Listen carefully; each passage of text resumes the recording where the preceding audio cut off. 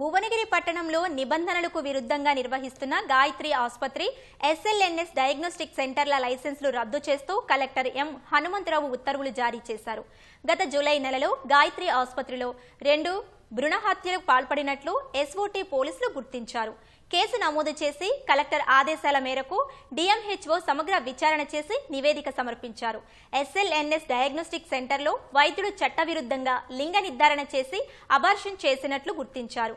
దస్త్రాల నిర్వహణలోనూ లోపాలను గుర్తించారు. డిఎంహెచ్ఓ నివేదిక ఆధారంగా ఆసుపత్రి డయాగ్నోస్టిక్ సెంటర్ నిర్వాహకులకు వివరణ కోరుతూ సోకాసులు జారీ చేశారు.